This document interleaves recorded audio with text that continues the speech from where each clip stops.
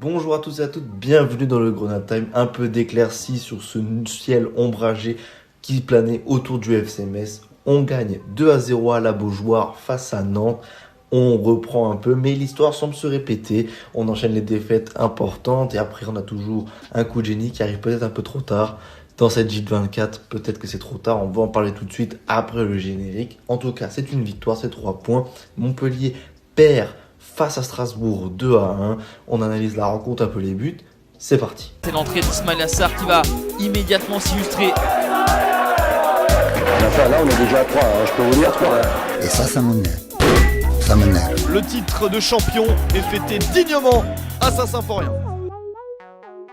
On continue dans la lancée de cette formation à 5 et ça a payé puisque c'est les contres qui ont fait la différence cette fois-ci. Surtout, ça s'est vu sur le deuxième but de Mathieu Hudol vers la 70e. J'ai plus exactement le minutage en tête, je crois que c'est la 71e. Mais il y a une petite faute directement sur la ligne Camara. Et puis après, Daniel Jean-Jacques qui prend le relais, il remonte bien la balle. Et Mikotadze, surtout le réveil de Mikotadze durant ce match, magnifique, exceptionnel, puisqu'après il peut transmettre à Mikotadze sur un côté aux abords de la surface nantaise, donc on passe d'une surface à l'autre très rapidement. Franchement, ça a été très bien exécuté, et Mikotadze, il arrive à voir l'appel de Mathieu Hudol qui arrive à l'opposer comme une flèche et qui arrive à tenter à mettre une tête plongeante, superbe. Pour le premier but, c'est un corner et le corner arrive sur Falikandé. Falikandé contrôle, il essaie de se retourner, il se retourne, mais se mêle, un peu une semelle fauchage, ce qui fait qu'on peut avoir le penalty et Mikotadze le transforme très bien. Donc très bon match de la part de Mikotadze, ça participe à une remontée en puissance qui fait plaisir.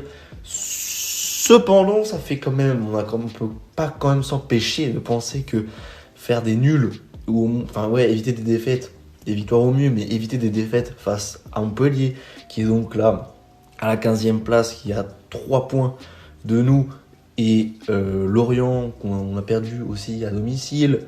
Pourquoi on n'arrive que à gagner à l'extérieur? C'est des questions qu'il faut se poser. On va rester sur le positif, mais on ne peut s'empêcher d'y penser. Là, actuellement, on est à 2 points du barragiste, qui est le Nantais, 3 points, qui est Montpellier-Rhin. On ne peut s'empêcher d'y penser. La victoire est là, la belle victoire est là, l'équipe se forme, l'équipe se consolide, Mikotadze reprend du poids de la bête et nous sert, puisqu'on sait très bien, il y a un flou sur le fait est-ce qu'on va lever l'option d'achat ou pas. En tout cas, il faut qu'il nous serve pendant cette moitié de saison. Ça se passe, 3 points en plus, on les prend face à un Nantais qui a 5 points de plus que nous actuellement, qui est 13e, mais donc qui est aussi en perte de vitesse. Et moi, j'imagine plus Nantes être en perte de vitesse par rapport à Lyon. Lyon, maintenant, commence à être décollé, à avoir confirmé contre nous. Montpellier, club historique, l'expérience va peut-être faire qu'ils vont se maintenir. Nantes, c'est un peu un club potentiel qui, aujourd'hui, est fébrile depuis plusieurs saisons. Pourquoi pas descendre à notre place? En tout cas, on est 17e. On va mieux, il va falloir confirmer. Il ne reste plus que 10 matchs. On joue clairement contre la prochaine rencontre à domicile. Il va falloir regagner à domicile cette fois-ci. On analysera tout ça dans le prochain avant-match. Ciao les gars!